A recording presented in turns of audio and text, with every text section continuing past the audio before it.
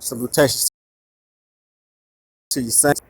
Yasharala, it's your brother, remain true. Yaram, Yahawa, greeting your boss, Sham, Yahawa, Shah, Mashiach, Yasha, Adan, seed of David, out of the tribes of Jacob, greeting your boss, Sham, the Abba, Yahawa, and the Comforter, Hokwadash, Rukaman, the Spirit of Truth.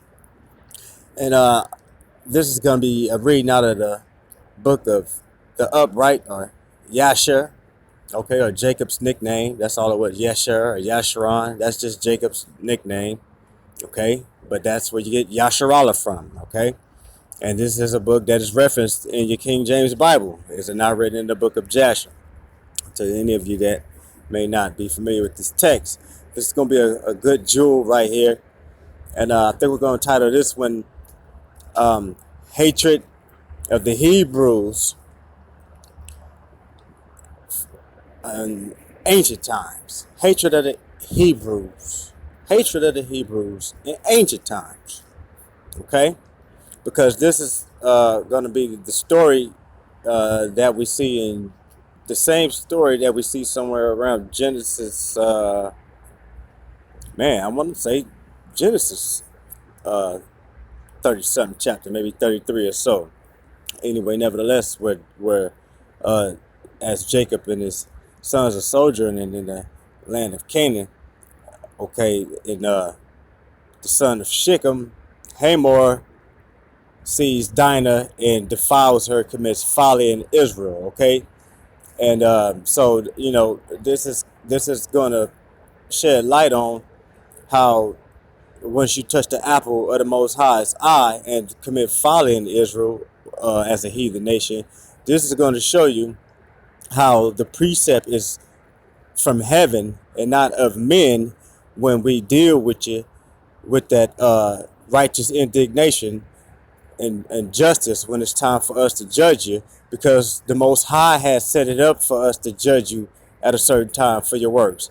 And this is going to be an example of where the sons of Shechem reaped what they sowed immediately after they committed this folly in Israel. All right, so Jasher 34, the hatred, okay, of the Hebrews in ancient times. All right, and then we might even want to say the hatred and the dread of the Hebrews in ancient times, because you're going to see not only the hatred of the heathen that never did like the Hebrews, but you're going to see the dread that the Most High bring upon the heathens in ancient time concerning his chosen people, the Hebrews. So this is after the men of Shechem were circumcised, okay? After defiling the sister of the sons of Jacob, Dinah. So this is after they agreed to be circumcised in order to intermarry with the tribes of Jacob. Another point.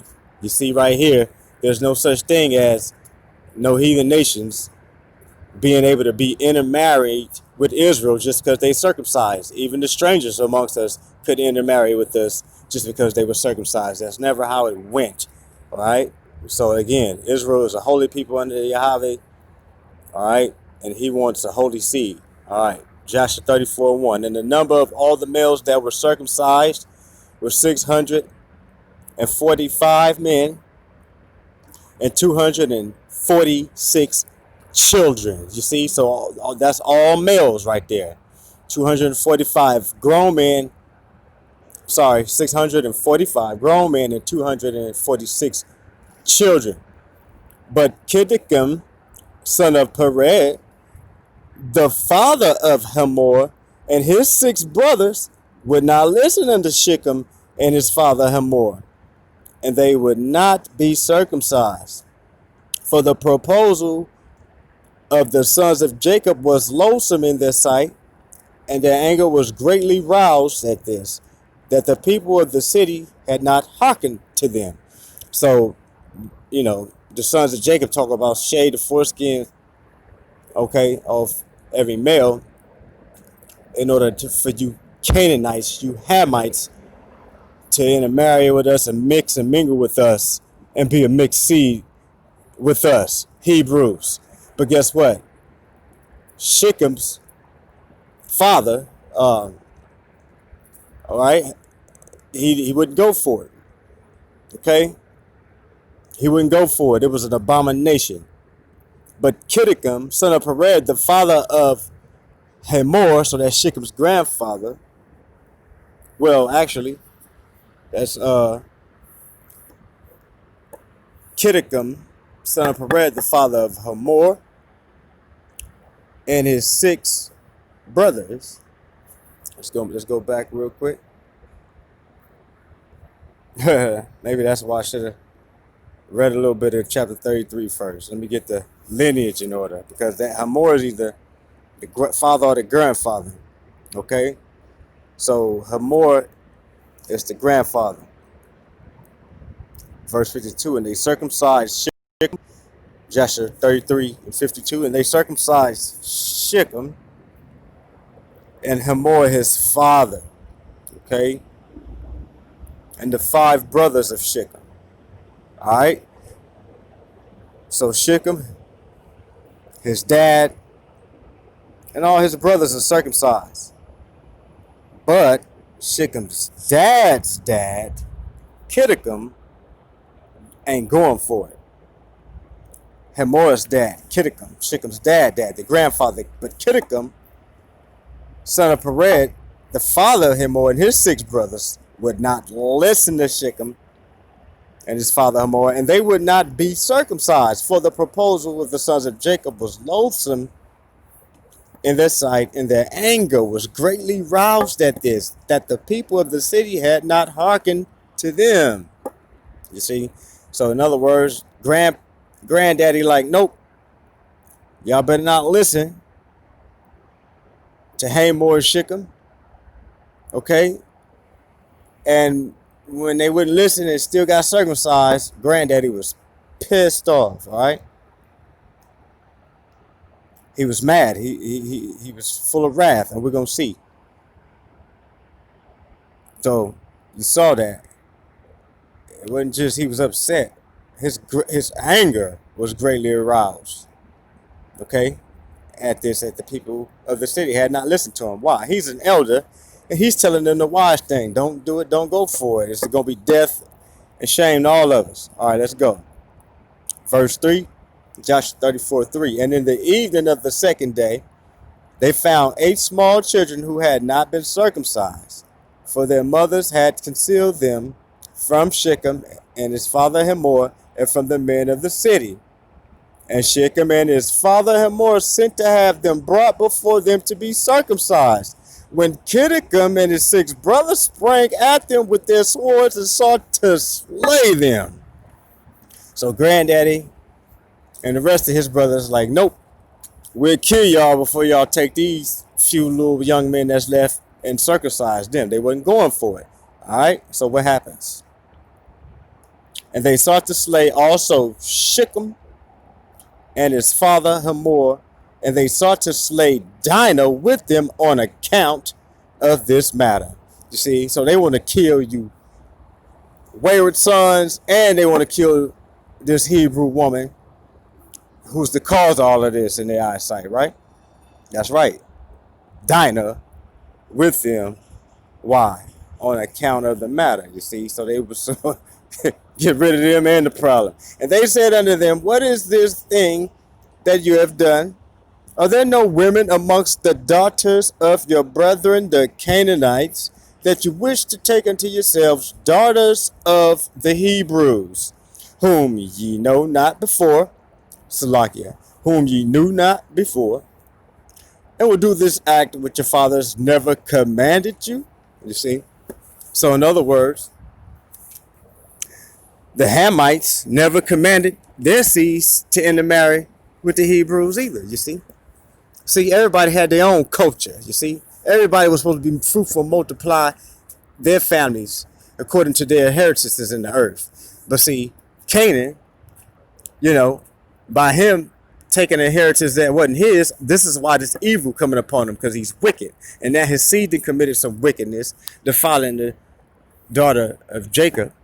All right. And now all this wickedness is from the Most High coming upon Canaan, because Canaan, he's in Shem's land. So no, his father didn't command him to intermarry with Shem or Hebrews. Neither did his father command him to go and possess the land of Shem and the Hebrews, because really that's where he is. He's not where he's supposed to be. All right. These people aren't even in their inheritance according to what their fathers told them. But now they mad that the Hebrews, who land they stole, want to marry with them. But the Hebrews really don't want to marry with them. The Hebrews going to kill these chumps for what they did. All right, let's go. All right, so their fathers never commanded them to do this thing in verse 6. Verse 7, do you imagine that you will succeed through this act which you have done? And what will you answer in this affair to your brethren, the Canaanites, who will come tomorrow and ask you concerning this thing? And if your act shall not appear just and good in their sight, what will you do for your lives and for me, for our lives, and you're not having hearkened to our voices?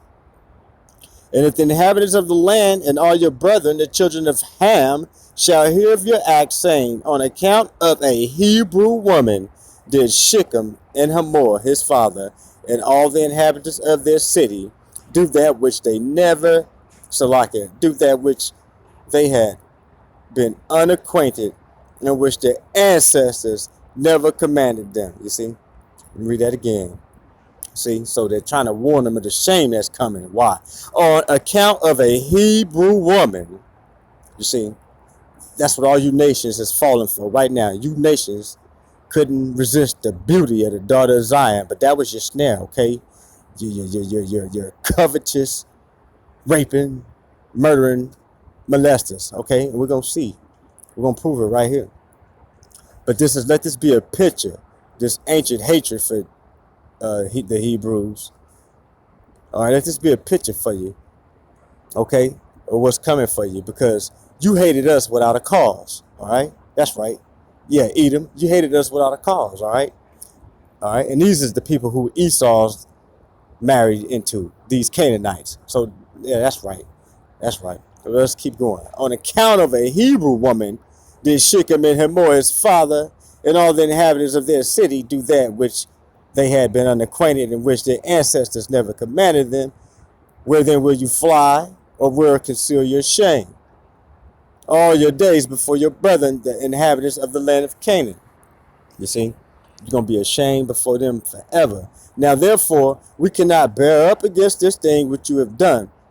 Neither can we be burdened with this yoke upon us, which our ancestors did not command us. Again, you see that the Hamites, the elders of the Hamite, Kittikum, okay, he didn't want to be burdened with that burdensome stone, you see. He didn't want to be broken to pieces in the ancient days with this burdensome stone of the Hebrew people, you see. You see that? That man said that was a burden that they should not have been attempting to bear. They were never commanded to do such a thing from their ancestors. Look at that burdensome stone in the ancient days. Now, therefore, we cannot bear up against this thing which you have done. Neither can we be burdened with this yoke upon us, which our ancestors did not command us. You see, that's that great millstone on their neck. Okay, commit this sin, which they've already committed it. So the great millstone is already on their neck, you see. Okay, yeah, that's right. Because the Messiah said, all right, woe unto them that offend one of these little children of Jacob. Why? It would be better for him if a great millstone was hung about his neck and he was cast into the sea than to offend one of these little ones. So again, okay, the elder of the Canaanite is forewarning them of this burdensome stone, this yoke that they cannot bear on account of the Hebrew people. You see? We cannot bear up against this thing which you have done. Neither can we be burdened with this yoke upon us, which our ancestors did not command us.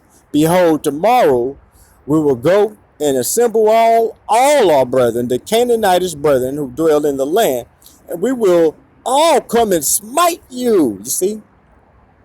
We're going to go and get everybody against you. He's talking to his flesh and blood, sons and grandsons, people. You see that? We will all come and smite you, and all those who trust in you, that there shall not be a remnant left from you or them. Boy, if they'd only listen to their elder. Okay? And when Hamor and his son Shechem and all the people of the city heard the words of Kiddekem and his brothers, they were terribly afraid. They were terribly afraid of their lives at their words, and they repented of what they had done. All right, so the elder of the Hamites talked sense into them. In other words, they're convinced that they've done the wrong thing. And so what do? They repented of what they had done. So now what does that mean? That means they have to renege on their promise that they made to the Hebrews, which was to be circumcised. Well, too late. So many of them are already circumcised. So now what? We can't change that.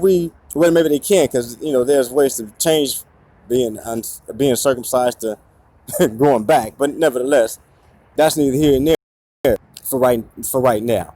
They repented of what they had done. So in other words, what he's saying is that you people are going to go down in history as having circumcision in your flesh because of the Hebrews. And what he's saying is that what he's basically saying is that, but the Hebrews who got that cut in their foreskin has a covenant with the Most High, and we don't have no covenant with the Most High in our foreskin. In other words, we can't get the promises that they got for having that cut in their foreskin. So we're gonna look stupid later on down the line in the future, having marked ourselves with circumcision. You see, trying to adopt the covenants and the culture and the laws of the Hebrews. You see, because that's what the Hebrews told them.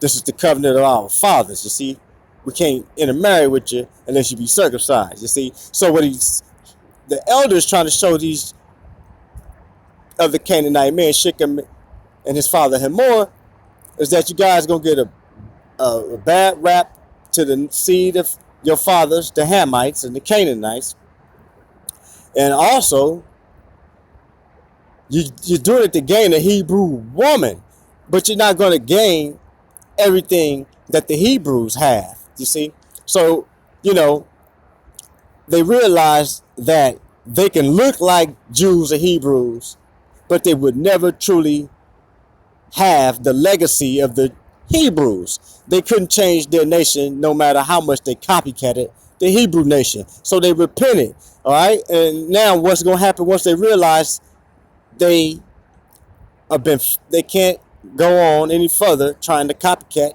the Hebrews or be Hebrews.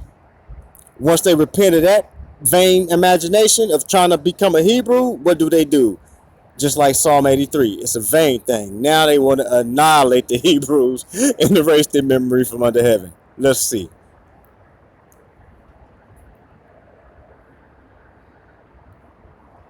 Verse 14. And Shechem and his father Hamor answered their father Kiddekem and his brethren, and they said unto them, all the words which you spoke unto us are true.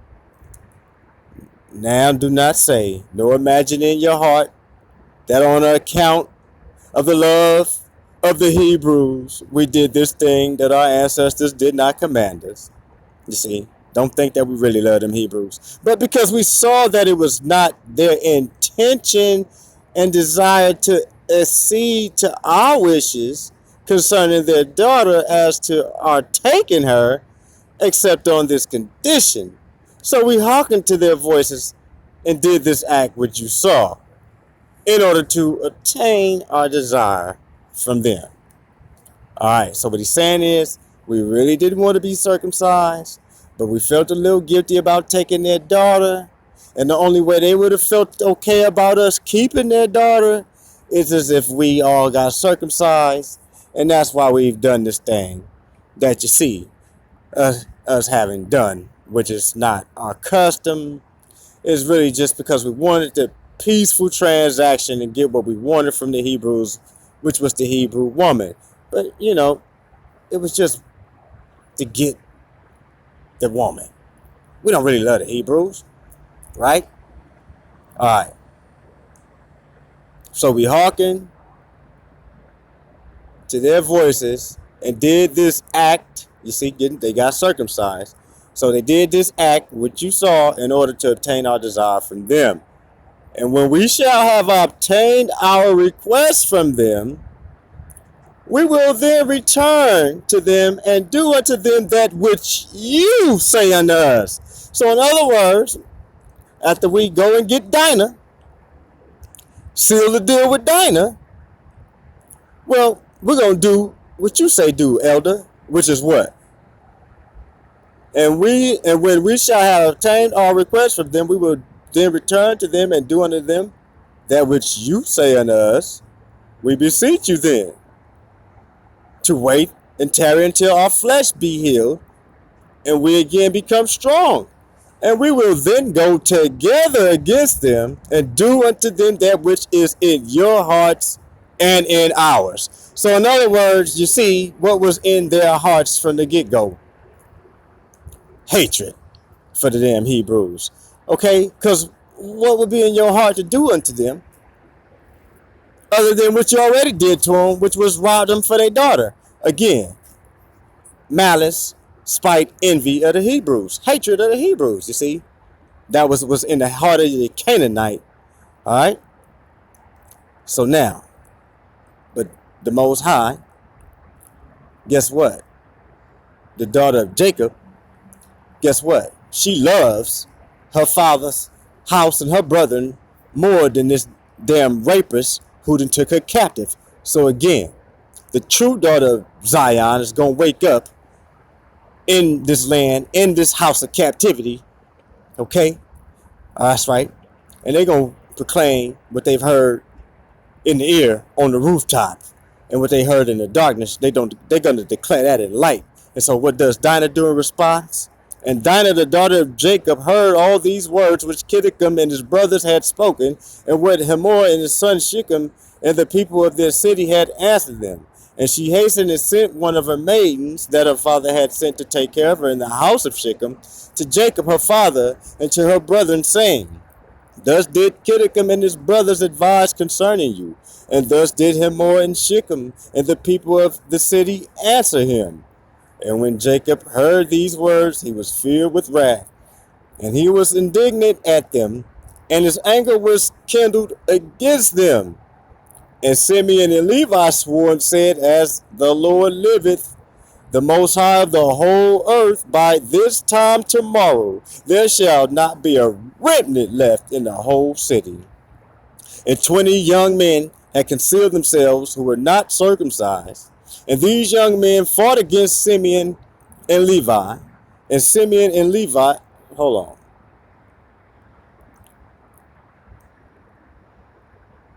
And 20 young men had concealed themselves who were not circumcised. And these young men fought against Simeon and Levi.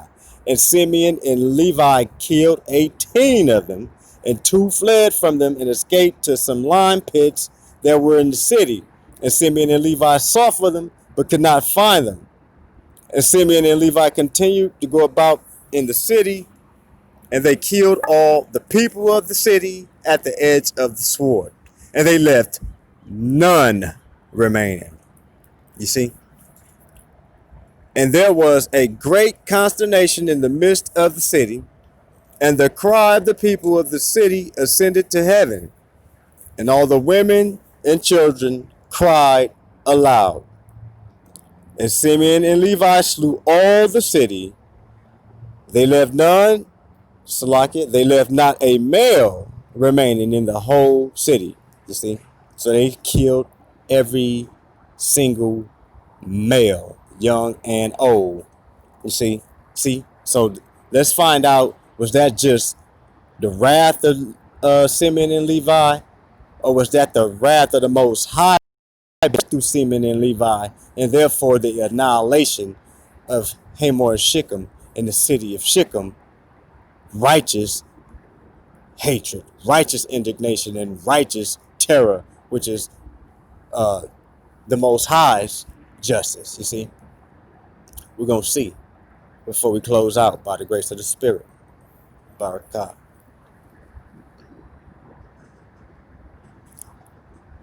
And Simeon and Levi slew all the city. They left not a male remaining in the whole city.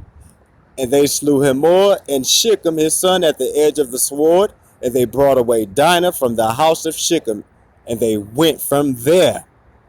And the sons of Jacob went and returned and came upon the slain and spoiled all their property which was in the city and the field. And whilst they were taking the spoil, 300 men stood up and threw dust at them and struck them with stones. Let me read that again. And whilst they were taking the spoil, 300 men stood up and threw dust at them and struck them with stones. When Simeon turned to them, and he slew them all with the edge of the sword. And Simeon turned before Levi and came into the city. And they took away their sheep and their oxen and their cattle, and also the remainder of the women and little ones, and they led all these away. And they opened a gate and went out and came unto their father Jacob with vigor. All right, so they pumped up, okay? They didn't slew the whole city, everything, okay? Everything that was a male was deceased. Now they went back and spoiled the goods of the city, and then also, guess what? They done took them captives. Who captives they were? They done took captive the daughters of their enemies, which enemies had taken their daughter captive at first, you see. You see how swift this vengeance from the Most High was? Well, that's the way it's going to be when the kingdom comes. It's going to be a swift turnaround of turn of tables, turn of events. It's going to be a swift recompense. Like the Most High says, he's going to make a speedy riddance of all the inhabitants of the land. Okay? So, yeah, it's going to be real quick annihilation. All right? That's right. The fire going to burn these people up. The fire going to burn these people up like stubble, you see? So they went to their father Jacob with vigor. So they pumped up. And they took away their sheep and their oxen and their cattle, and also the remainder of the women and little ones. And they led all these away. And they opened a gate and went out and came unto their father Jacob with vigor. And when Jacob saw all that they had done to the city, and saw the spoil that they took from them, Jacob was very angry at them. And Jacob said unto them, what is this that you have done to me?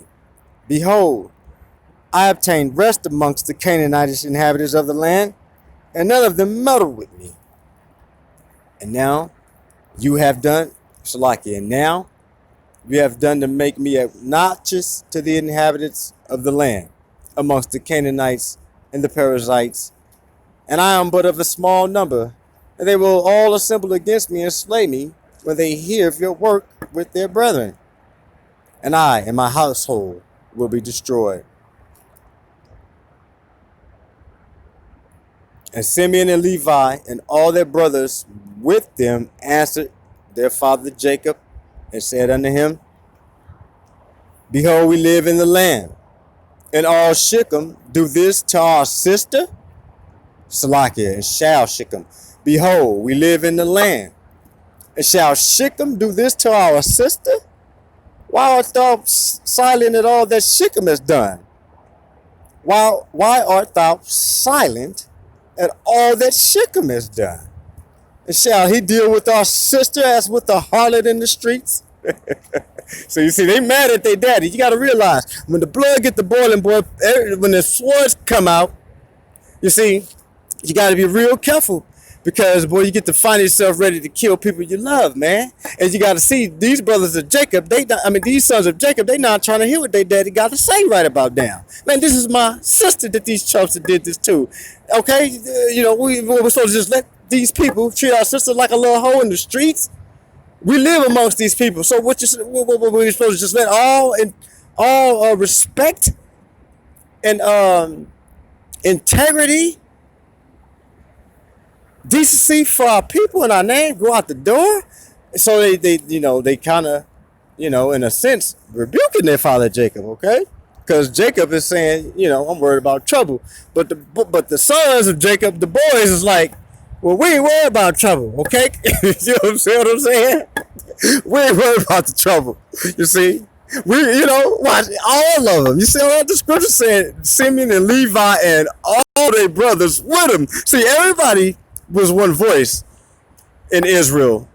Okay? Everybody was one voice in Israel when it came down to telling the elder, our pops, look, pops, these cats is out of line, man. They had to go. Alright, so let's see how it goes. Let's see how our father Jacob deal with it, right? Because Jacob between a rock and a hard place, alright? That's right. Yeah, man, you see his anger was kindled too. He didn't agree with what they did to Dinah. Alright? And he damn sure knew that they were snakes for being willing to break their covenant and come kill him and his family. Nevertheless, Jacob was an old man. He's trying to live in peace, and he's just trying to, be patient through it all and keep from bloodshed. The Hebrews are peaceable people, but the Most High, like I said, you got to understand, he's a righteous judge, and that's right.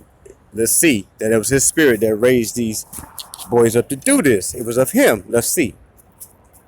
So they asked their father, should the men of Shechem deal with their sister as with a harlot in the streets?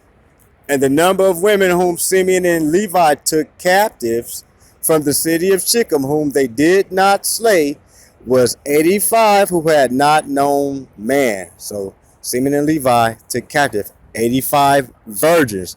And what else? And amongst them was a young damsel of beautiful appearance and well favored, whose name was Bunah. And Simeon took her for a wife, and the number of the males which they took captives and did not slay was 47 men, and the rest they slew.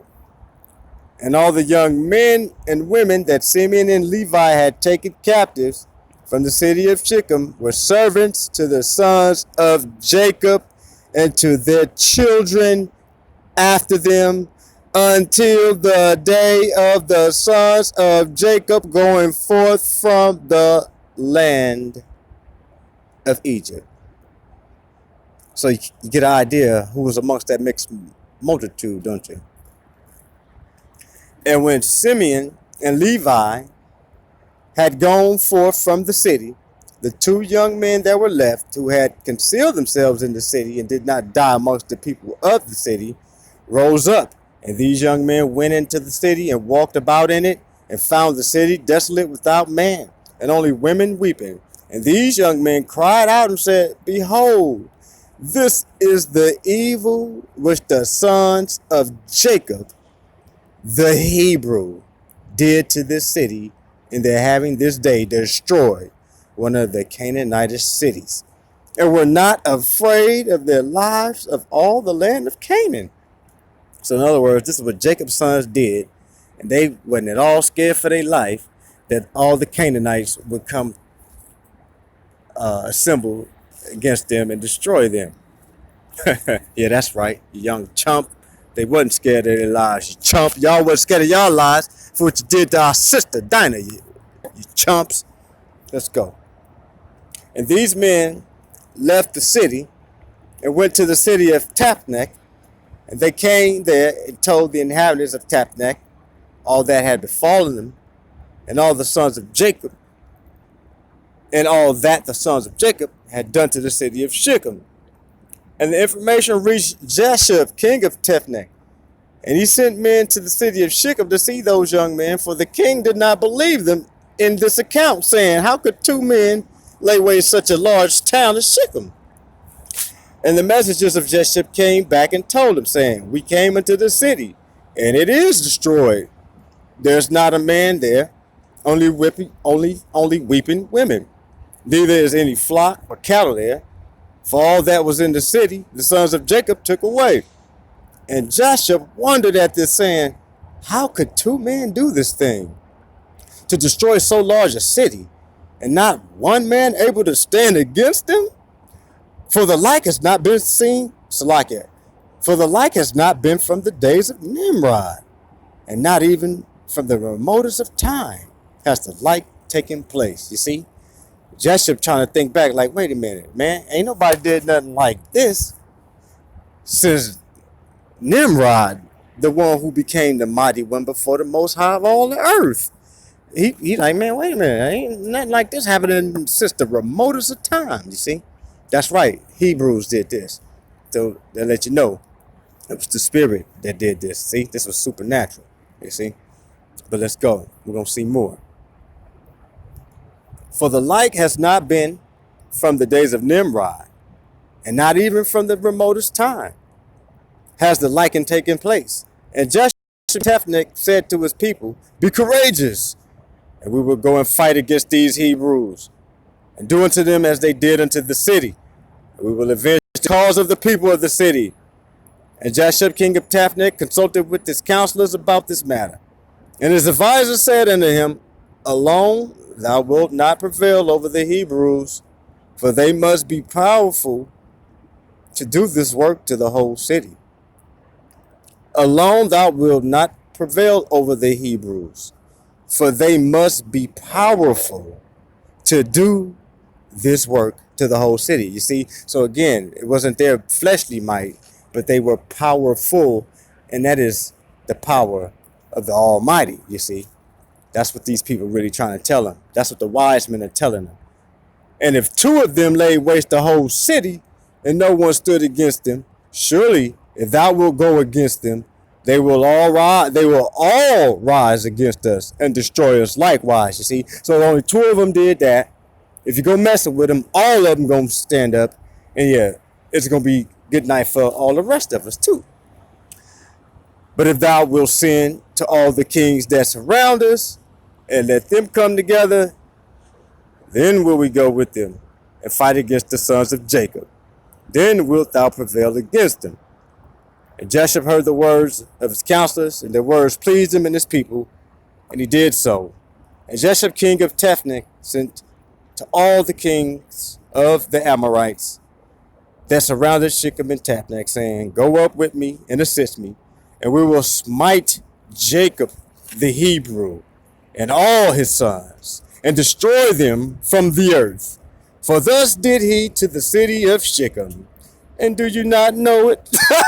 So he's trying to stir everybody up, you see. Man, they did this to the city of Shechem. You ain't heard about that? So they're going to do what? Annihilate Jacob and all his sons, you see. That's the plan. Just like Psalm 83. They imagine a vain thing. They're destroying from off the earth. Let's see how that goes for the Amorites. Verse 49. Joshua 34:49. And all the kings of the Amorites heard the evil that the sons of Jacob had done to the city of Shechem, and they were greatly astonished at them. You see, so now you got kings, plural. All right, Amorites, very important. All right, they were astonished when they heard this. And the seven kings, you got seven kings of the Amorites. So these seven Canaanitish kings, people. All right, these kings of Canaan. Amorites. And the seven kings of the Amorites assembled with all their armies, about 10,000 men with drawn swords, and they came to fight against the sons of Jacob. And Jacob heard that the kings of the Amorites had assembled to fight against his sons, and Jacob was greatly afraid, and it distressed him. And Jacob exclaimed against Simeon and Levi, saying, what is this act that you did? Why have you injured me to bring against me all the children of Canaan to destroy me and my household? For I was at rest, even I and my household, and you have done this thing to me and provoked the inhabitants of the land against me by your proceedings. And Judah answered his father, saying, Was it for naught my brothers Simeon and Levi killed all the inhabitants of Shechem? Surely it was because Shechem had humbled our sister and transgressed the command of our Elohim to Noah and his children. For Shechem took our sister away by force and committed adultery with her. And Shechem did all this evil, and not one of the inhabitants of his city interfered with him to say, Why wilt thou do this? Surely for this my brothers went and smote the city, and Yahawa delivered it into their hands, because its inhabitants had transgressed the commands of our Elohim. Is it then for naught that they have done all this? So Judah steps up like once and for all, Pops. This is not for nothing, and this is not evil. I know you might be distressed, but these guys committed sin, and so just chill and let the Most High work it out for us. Judah, Jacob's warrior, athlete's son. That's right, fourth born, nevertheless, the ruler over all his brethren. King Judah. Salute to you, King Judah. Kala Yaha. Verse 54. Judah, he entreats his father Jacob some more. And now, why art thou afraid or distressed? And why art thou displeased at my brothers? And why is thine anger kindled against them? Surely our Elohim, who delivered into their hand the city of Shechem and its people, he will also deliver into our hands all the Canaanitish kings who are coming against us, and we will do unto them as my brothers did unto Shechem. Big Judah say, yeah, they coming on down, but we're gonna do the same thing to them that just two of my brothers did to the city. You see, that's right, my big brother Judah. Salutations, Judah. Now be tranquil. You see, Judah counseling his daddy right now. Now be tranquil about them and cast away thy fears, but trust in Yahawa, our Elohim, and pray unto him to assist us and deliver us and deliver our enemies into our hands. So I just need you to do some of that good old fashioned, chosen, holy and beloved seed of Abraham and Isaac work for me, Pops. I just need you in all your electedness, see, in your election, in all your dearly belovedness with the Most High, Pops. Go pray to that almighty power that delivered your father and your father's father, Abraham and Isaac, you see. And he gonna deliver us. And he gonna put our enemies in our hands. So go pray for us, you see. That's right, Judah. But trust, you see. But trust in Yahawa, our Elohim, and pray unto him to assist us and deliver us and deliver our enemies into our hands. And Judah called to one of his father's servants, Go now and see where those kings who are coming against us are situated with their armies. And the servant went and looked far off and went up opposite Mount Sion and saw all the camps of the kings standing in the fields. And he returned to Judah and said, Behold, the kings are situated in the field with all their camps, a people exceedingly numerous unto the sand upon the seashore. And Judah said unto Simeon and Levi and all his brothers, Strengthen yourselves and be sons of valor, for Yahawa our Elohim is with us. Do not fear them. Stand forth each man, girt with his weapons of war, his bow and his sword, and we will go and fight against these uncircumcised men. Yahawa is our Elohim. He will save us.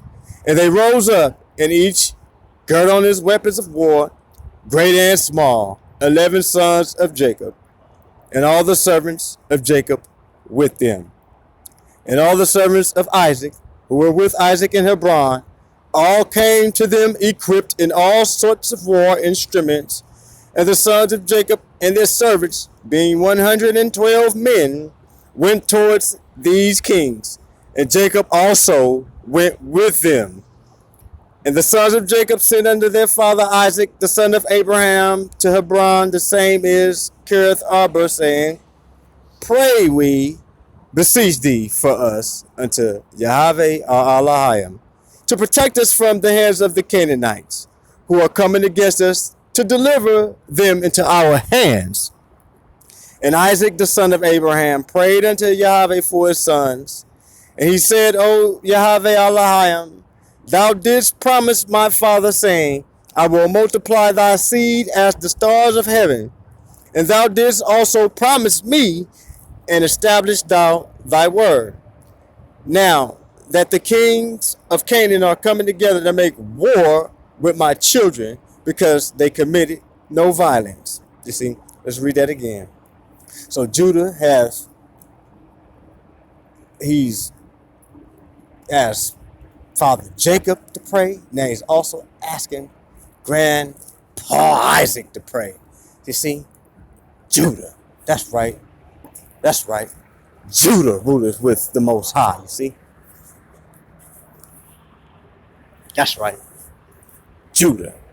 The Lion of the tribe of Judah is what Messiah is called in Revelation, you see. Let's go. Heavenly visions. You see. And Isaac, the son of Abraham, prayed unto Yahawa for his sons. And he said, O Yahawa Elohim, thou didst promise my father, saying, I will multiply thy seed as the stars of heaven. And thou didst also promise me, and establish thou thy word, now that the kings of Canaan are coming together to make war with my children, because they committed no violence, you see. So make sure, Most High, keep your word to me, keep your word to my father, okay? Protect my sons against these heathens who coming to destroy them for no reason.